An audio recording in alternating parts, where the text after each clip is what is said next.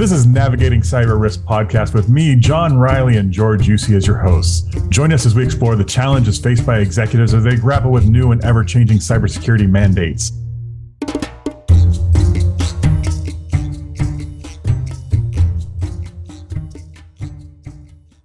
Welcome to Navigating Cyber Risk with your host, John Riley, where we explore the challenges faced by executives as they grapple with new cybersecurity mandates. Today, we have an awesome guest who is a passionate traveler who enjoys exploring the world with his family. He's achieved an impressive feat of visiting every continent on the globe. Recently returned from an exciting adventure in Rwanda. He embraces cultural experiences through cooking classes and volunteering during each trip. Welcome to Lee Lueddemann, owner of Lueddemann Law. Did I get Lueddemann Law right? Is that correct? That's right. Thanks, John. Right. Happy to be here. Just making sure. All right. So we're just going to jump right in here, Lee. How would you explain the difference between what cybersecurity is and what cyber risk is? So cyber risk, I see one as an overall approach. The other is the actual aftermath of how that approach is implemented and put into action. So let's break that down. I see cyber risk as an analysis of threat versus vulnerability, and therefore you get the risk. So vulnerability, how much is there? How much threat is there? And that would give a risk. Then you have cybersecurity is the way to, once you know the risk, mitigate the risk intelligently, especially if you have limited resources. And maybe even evaluate what that risk, the level of risk on each one, right?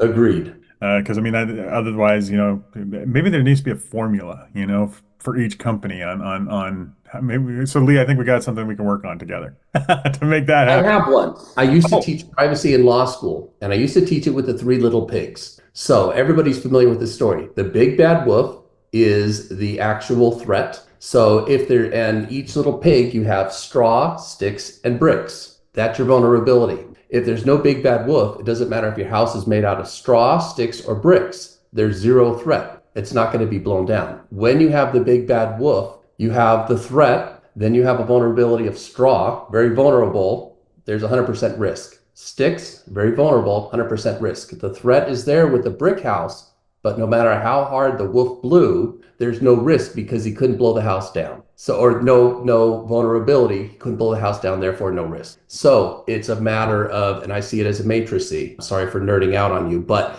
you have the vulnerability, the threat, and therefore the risk. I don't know if it's nerding out using nursery rhymes, man. That might not be too much of a nerd thing, right? But I definitely get your point, and I'm not sure it's 100% on a stick house. You at least did something to cover it, but I agree it's still going to get blown down if the right actor, if the right person comes with the right force, then it will fold like a cheap suit, right? Big enough wolf, exactly. So yeah, it depends on the wolf and how they're looking, but they're getting better every day. So what would you say is the most significant cybersecurity threat that's facing companies today? Of the ones that is most relevant to my law practice is the emerging threat of AI and AI uses. And we see this with a lot of the EU AI Act and what's put into play last year and over the next few years. And also just today, I believe the White House, and today being July 23rd, officially released an AI action plan. So we have a lot of people working on AI action plans, state patchwork of laws, the US, Brazil, all sorts of other areas, including the EU. And those regulations are going to get more and more as we move forward, and I think it's going to become more complicated. I mean, you also do some privacy work, right? And so, I think there's privacy laws now in all 50 states for privacy of data, correct? To some extent, yeah. There's a few stragglers, but it depends. There's also overall federal regulations in terms of privacy in certain aspects. And what I'm seeing is privacy laws are, I just want to say, in my opinion, on a collision course with artificial intelligence. That's a great way of putting it. I can definitely see that. Well, then how should a CEO prioritize their cyber risk? I mean, if you were in a CEO's shoes of a medium, large corporation, where does that prioritization come? Well, I think this is great. Omnistruct has with regulatory compliance, you first look at, and Omnistruct can help with this, identifying risk, like we just talked about, and then meeting regulations. You can't always avoid a breach, but you can certainly reduce your liability. And talking to a lawyer, it's not just the action, but are you liable? Are there defenses to it, et cetera? How does this all play out on the bottom line in terms of liability, both in the public forum as well as financially and other aspects as well? And do we have a leg to stand on? I mean, is there something, did you track what you were doing, right? I mean, to prevent this, or, only every couple of years. It's certainly not something you can sweep under the rug. It's something you need to keep up with because it's changing rapidly. And it seems to just speed up more and more and more. And not just speeding up, but changing too. The threats change, the means change, the bad actors change. And so it's something you constantly need to keep up with. It's not something that you can chase around. The dog can't chase the tail anymore. You need to anticipate it. Prepare for it. Understand that it's coming, and there is no 100% security blanket that's going to cover you, even if you have a brick house. I mean, I live in Florida, so I've seen brick houses underwater. When it may not be a big bad wolf, but it can be. They can still go under. That's right. And with your brick house, there are still glass windows. That is absolutely correct. So, from your perspective, what emerging trends do you see that we're going to have the most impact on cybersecurity in the near future? The trends, I think, are, and clearly I tie into AI, but with the global marketplace and bad actors, you've got people using AI for all sorts of things. And part of the risk, and I look at liability, not just cybersecurity, but also potentially liability. For example, patent infringement, trademark infringement, copyright infringement. All these are liabilities for a company with untrained or novice AI users. And this could be buying into voice phishing or vishing schemes, all sorts of other things these people are coming up with. And for example, chatbots are a cheap and low-tech way that bad actors are starting to exploit, I believe, and you would know, I know you're an expert in this as well, but AI has really opened up a lot more avenues and different amounts of money that people can spend to compromise a company. Not only that, but I mean, when you're talking like, voice phishing and that type of thing, I mean, I'm getting concerned about having like my voice on my recording for, leave a message, right? Because all I need is that little snippet for them to be able to create my voice now and do voice authentications with, my bank or something, right? And so a friend of mine actually had that happen. And so it's getting more and more be protective from a personal standpoint, that you've got to really try and figure out what level of risk are you personally taking, not just from a company standpoint. But it also works for the good. For example, when you look at the biometric acts like Illinois and in the EU, when they're looking at such things as not just voice, but voice inflections, facial recognition, etc., furrowing of eyebrows, even the words you type and how you react and how long it takes you to type. I think that could be, of course, used for bad, to impersonate other people and lead to scams, but also to detect if that's recorded in a bank, if somebody is committing fraud, breaking into an account that isn't the account owner, if it doesn't match those biometrics, they can potentially shut that down. And I believe that has occurred. So it's good and bad, but it's certainly evolving and a little scary. Well, so if you were in those shoes, right, and somebody had just hacked your business, your account, or if you were a CEO of a company, what's that journey look like? When like that feeling in the morning when you wake up and your data's ransomware and you got some message from somebody and it says, oh, pay. And I've already released the data or whatever, right? I mean, tell me what you think that feels like. I mean, I'm sure you've dealt with some of the people that have had that. Yeah, absolutely. Well, I know where you want to be and where you don't want to be. And this comes in with a little bit of advanced planning. An ounce of prevention is worth a pound of cure. If you have a plan set up, you know who to call, you spring into action, and you have a team ready to go.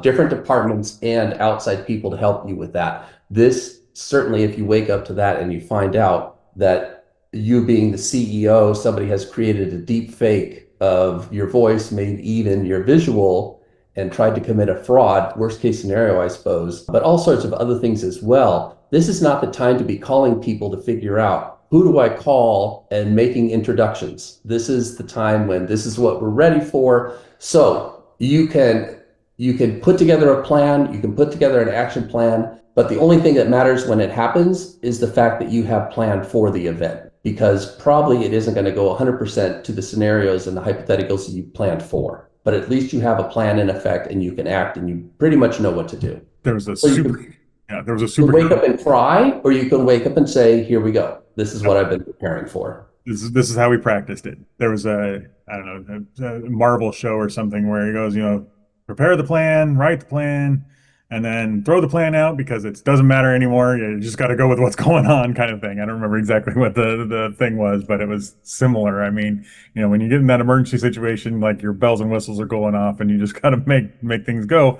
But it does help to have that contact and the PR company and the lawyer and the all the deposits paid and ready to go, because if you don't, then they don't take your call. Absolutely, especially you have a 24 or 48-hour deadline to act. So, well, tell me, Lee, what's something that so okay, actually let's do this. Tell me a little bit about yourself. How did you get here? You like privacy, you like AI, you like you're doing trademarks. I mean, how did you end up in that situation of being a lawyer? So one of my first gigs out of law school was general counsel of a pharmaceutical company. And that was in 2000. That was my introduction into privacy law. And I don't even know if it was called privacy law back then or not. So I'm a registered patent attorney, so I've always had one foot in science and technology. As you alluded to, part of my practice, patents, trademarks, copyrights, and license agreements. But we had clinical trials all over the world. And so dealing with patient data, both with oncology and drugs, as well as medical devices, which our company had a few, that was my introduction into privacy when HIPAA was just 3 years old. And so regardless of whether I've worked for the state, the federal government, or various law firms, I've always dealt with privacy in one sense or another. And in 2012, I started this practice with those two areas of law in focus. Recently, AI has become a big part of my practice, as you've probably already gathered. And it's very fun for me unintentionally, but now those two continue to merge closer and closer. And those two, I mean intellectual property, privacy, and the merger of AI is just one way they're merging into one. Which is going to be an interesting intersection of how those are going to come together, because the AI is just sucking in any data that it can, whether it's privacy data or not. We're definitely coming into some changes that may need to be looked at. How's that? Amen. So great. And then so what are you currently working on that you're most excited about? What am I currently working on? I'll have to give it some thought. I wasn't prepared for that. Well, I mean, if you want, we can come back to that one in just a second. I can ask another one. Yeah, let's do that. In your experience, I mean, you've lived life. You've got the gray beard like I do, right? So tell me, I mean, and this could be life advice, right? I mean, what changes would you make? So, not a lot of changes, to be honest. I think one of my strengths is to be open and try and listen to what's going on around me. Like I said, the path of my practice right now, I would have never guessed 25 years ago when I was introduced into privacy and I started my legal career that AI would be as it is now. And privacy would be in its own right an area of law. Clearly, patents are one of the first, I think, the first specialty in law set up in the Constitution of the United States. So that was not an awakening. But where this has taken me now is certainly interesting. And I'm glad that I am open to it and try and look around for what changes. I see many good companies that get complacent and rest on their laurels and unfortunately maybe not meet their demise, but become not as relevant as they once were. I think Right. it's good to stay out of your comfort zone. That's where growth happens, right? I mean, if you're just in life, you have to be challenged. You have to, what do they say? Steel doesn't become steel by just sitting there. It has to be worked and has to be heated and to become steel. And by the way, that's for George. In case you don't know George, George is a blacksmith on the side. So there's his anvil and his steel reference for George. Anybody that knows him. Anyways, tell me about your passions. Like what do you do outside of work? I mean, we talked about travel and the volunteering and such. But I mean, What else do you do? I mean, where's your next trip to? So, as you said, just got back from gorilla trekking in the mountains of Rwanda, which was a bucket list item for us. Very, very rewarding. Surprising, we were probably within 5 yards of a silverback and a whole gorilla family. So just getting out there, marching around in the elevations of the mountains of Rwanda was fun, and in through Tanzania with some safaris and ending up on the beach in Zanzibar. We are off next to the fjords of Norway, specifically because 2025, I am pretty sure, is the last year that you can take an emissions vehicle into the UNESCO World Heritage Sites of Norway. After 2025, it'll be non-emissions only. So we are going to go see Iceland and the fjords of Norway and a few other countries. Beautiful. I love it. What else do you like to do besides travel? I actually like to garden. I love my fruit trees and berry bushes. I love it. I've got a two apple trees, a cherry tree, a pomegranate tree, a couple citrus trees. So I'm probably not nearly as big of a garden as you have, but I'm working on it. I'm working my way up to it. It's enjoyable to get outside and deal with something that can be very non-technical and rewarding and simple. And these events with almost immediate gratification are rare in life. And I enjoy, I don't know, if I'm out mowing the lawn, picking an apple or some cherries and enjoying that right away. Excellent. For me, yeah, I just bought a tractor, so I've been playing with that and digging holes and that kind of stuff. But I think that might be another. I'll be right over, John. That sounds like a great time. Come on over. I like it. Yeah. So I literally, yeah, been digging holes and moving dirt around the property and playing. And don't get me wrong, I've also hit the house once or twice with the excavator kind of thing. And oops. Okay. Well, but I think that's another podcast that we might have to do on that one. So I'm going to go back to that question of what are you currently working on that you're most excited about? So this is new for me, and that's exciting for me. I am helping a nonprofit museum to create an online presence. So going through and working with their engineers to protect their intellectual property through what can be somewhat novel means, given technology of scraping and using their images and their text, etc., besides just the normal legal protections, but working with engineering, creating novel ways to protect it. And that is a lot of fun for me because it's something I've not done before. Huh. I mean, that would be interesting for a lot of people. I mean, you're playing with some new technologies, your education. I mean, there's lots of good features coming out of that one. Lee, how can people reach you? Thankfully, my contact information should be put at the bottom of the screen. If it isn't already appearing, it should be shortly appearing.